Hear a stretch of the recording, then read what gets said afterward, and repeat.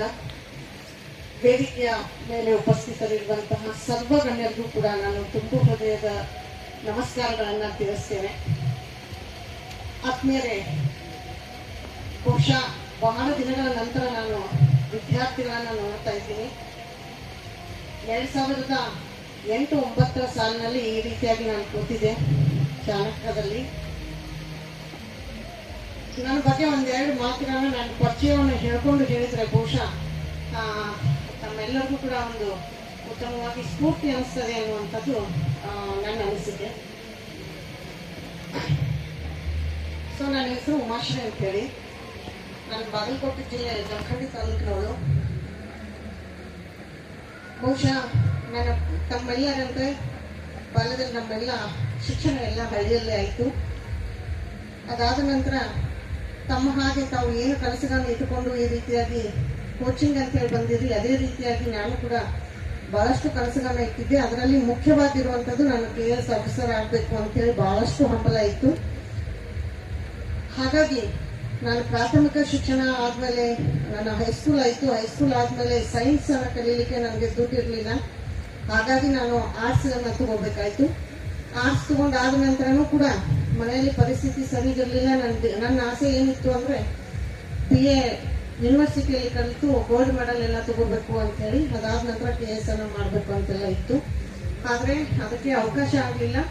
ಬಹುಶಃ ತಮ್ಮಲ್ಲಿ ಇರುವಂತಹ ಆರ್ಥಿಕ ಒಂದು ಏನು ಅಡಚಣೆ ಇತ್ತು ಅದು ಕೂಡ ನನ್ನದು ಕೂಡ ಇತ್ತು. ಹಾಗಾಗಿ ನಾನು ನಮ್ಮ ಮನೆಯಲ್ಲಿ ನನ್ನ ತಾಯಿ ಹೇಳಿದ್ದು, ನೀನು ಏನಾದರೂ ನಿಮ್ಮ ಆರ್ಥಿಕವಾಗಿ ನಾವು ಸಬಲರಾಗಬೇಕು ಅಂತಂದರೆ ಒಂದು ಮೊದಲು ಡ್ಯೂಟಿ ಮಾಡಬೇಕು, ಅದಾದ್ಮೇಲೆ ನೀನು ಏನಾದ್ರು ಕಲಿ ಅಂತ ಹೇಳಿ. ಆದ್ರಿಂದ ನಾನು ಅವಾಗ ಏನು ಮಾಡಿದೆ ಅಂದರೆ D.Ed ಮಾಡಿದೆ. BSc ಆದಮೇಲೆ D.Ed ಅನ್ನ ಮಾಡಿದೆ. D.Ed ಆದ ತಕ್ಷಣ ಚಾಣಕ್ಯ ಸೆಂಟರ್ಗೆ ಬಂದೆ. ಚಾಣಕ್ಯದಲ್ಲಿ ನಿಮ್ಗೆಲ್ಲರಿಗೂ ಗೊತ್ತು, ಬಹಳಷ್ಟು ವಿದ್ಯಾರ್ಥಿಗಳಿಗೆ ಇದರಲ್ಲಿ ಈಗಾಗಲೇ PS ಆಗಿರ್ಬೋದು, PC ಆಗಿರ್ಬೋದು, ಟೀಚರ್ ಹುದ್ದೆಗಳಲ್ಲಿ ಬಹಳಷ್ಟು ಅಪಾಯಿಂಟ್ ಅನ್ನು ಆಗ್ತಾ ಇದ್ರು. ನಮಗೆ ಜಮಖಂಡಿಯಿಂದ ಸಮೀಪ ಅಂತೇಳಿ ನಾನು ಚಾಣಕ್ಯದಲ್ಲಿ ಕೋಚಿಂಗ್ ಅನ್ನು ತಗೊಂಡೆ. 3 ತಿಂಗಳ ಕಾಲ ಮೀನಾಕ್ಷಿ ಚೌಕದಲ್ಲಿ ಇರುವಂತಹ ಅದೇ ಸೆಂಟರ್ಗೆ ಹೋಗಿ ನಾನು ಮಾಡಿದ್ದೆ. ಅದಾದ ನಂತರ ಈ ಕೋಚಿಂಗ್ ಮುಗಿಯೋ ಹೊತ್ತಿಗೆ ಕನ್ಫರ್ಮ್ ಆಯಿತು. ಫಸ್ಟ್ ಅಟೆಂಪ್ಟ್ ಅಲ್ಲಿ ನನ್ನ ಟೀಚರ್ ಹುದ್ದೆಗೆ ಆಯ್ಕೆ ಆದೆ, ಪ್ರಾಥಮಿಕ ಶಾಲಾ ಶಿಕ್ಷಕಿ ಹುದ್ದೆಗೆ ಆಯ್ಕೆ ಆದೆ. ಸೊ ಆ ಎಲ್ಲ ಕ್ರೆಡಿಟ್ ಕೂಡ ನಮ್ಮ ಬಿರಾದ ಸರ್ಗೆ ಸಲ್ಲಬೇಕು ಅಂತ ಹೇಳ್ತೀನಿ.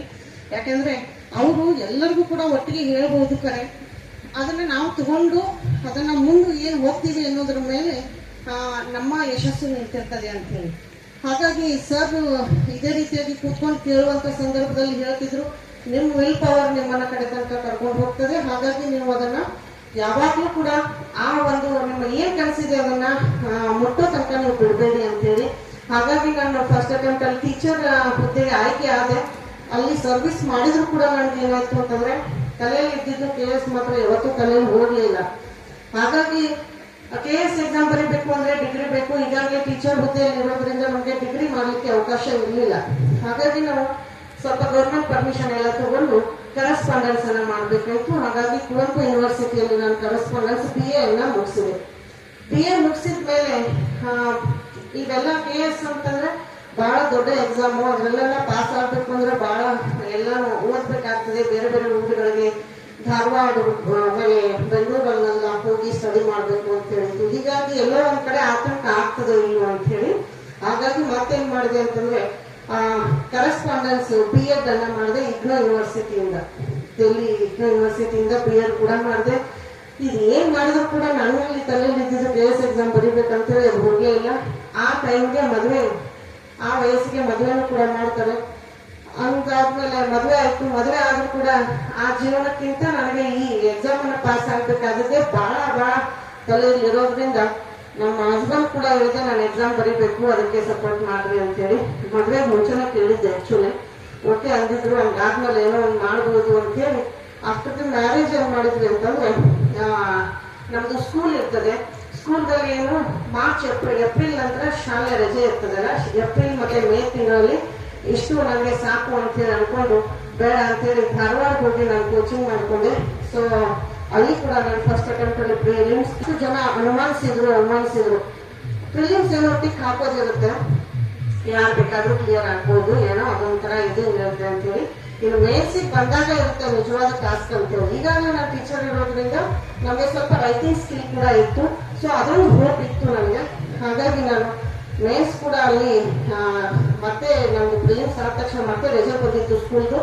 ಅದೇ ನಿಟ್ಟಿನಲ್ಲಿ ನಾನು ಮೇನ್ಸ್ ಕೂಡ ಕ್ಲಿಯರ್ ಮಾಡಿದೆ. ಮೇನ್ಸ್ ಕ್ಲಿಯರ್ ಮಾಡಿದ್ಮೇಲೆ ನನ್ನಲ್ಲಿ ನನಗೆ ಒಂದು ಕಾನ್ಫಿಡೆನ್ಸ್ ಬಂದಿತ್ತು ಅಲ್ಲಿಗೆ ಇಂಟರ್ವ್ಯೂ ಕೂಡ ಕ್ಲಿಯರ್ ಮಾಡ್ತೀನಿ ಅಂತೇಳಿ.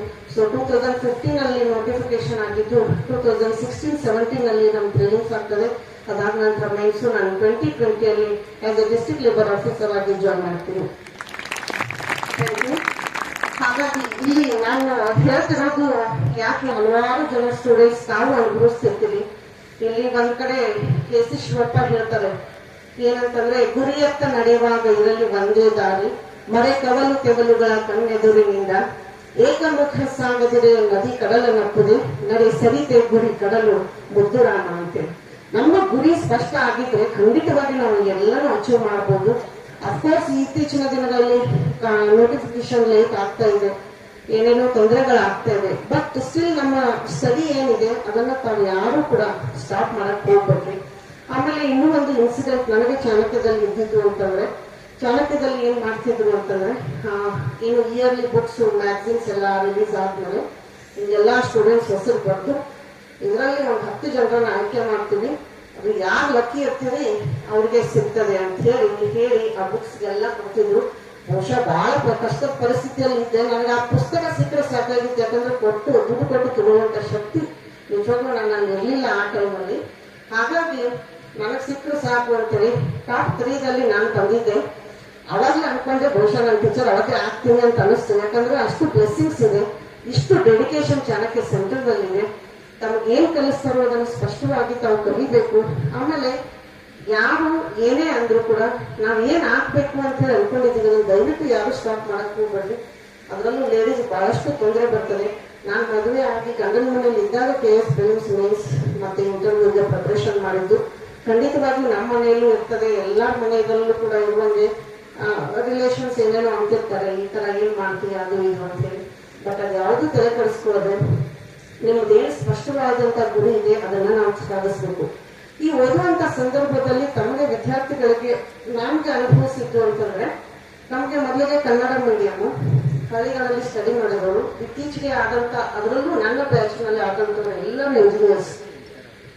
ಇವನ್ ನನ್ನ ಲೇಬರ್ ಡಿಪಾರ್ಟ್ಮೆಂಟ್ ಅಲ್ಲಿ ಆದವರು ಕೂಡ ಎಲ್ಲ ಇಂಜಿನಿಯರ್ಸ್. ಡಿಗ್ರಿ ಅದು ಕರೆಸ್ಪಾಂಡೆನ್ಸ್ ಡಿಗ್ರಿ ಮಾಡಿದವರು ಅಂತಂದ್ರೆ ಬಹುಶಃ ನಾನು ಒಬ್ಬಳೇ ಅಂತ ಅನ್ಕೋತೀನಿ. ಯಾಕಂದ್ರೆ ರೆಗ್ಯುಲರ್ ಆಗಿ ಅಷ್ಟು ಸ್ಟಡಿ ಮಾಡಿರ್ತಾರೆ, ಡೆಡಿಕೇಶನ್ ಇರ್ತದೆ. ಹಾಗಂತ ನಾವು ನಮ್ಮ ವಿಲ್ ಪವರ್ ಅನ್ನ ಕಡಿಮೆ ಮಾಡ್ಕೋದ್ರಲ್ಲಿ ಅರ್ಥ ಇಲ್ಲ ಅಂತೇಳಿ. ಆಮೇಲೆ ಒಳ್ಳೊಳ್ಳೆ ನಮ್ಗೆ ನಾಲೆಜ್ ಬೇಕಾದ್ರು ಅಂದ್ರೆ ಒಳ್ಳೊಳ್ಳೆ ಶಿಕ್ಷಕರ ಒಂದು ಆತ್ಮೀಯತೆಯನ್ನ ತಾವು ಗಳಿಸ್ಕೊಳ್ಳಿಕ್ಕೆ ಪ್ರಯತ್ನ ಪಡಬೇಕು. ನನಗೆ ಧಾರವಾಡದಲ್ಲಿ ಇದ್ದಾಗಲೂ ಕೂಡ ಒಂದಿಬ್ರು ಜನ ಗುರುವಿನ ಕಡೆಗೆ ಅಂತ ಹೇಳ್ತಾರೆ.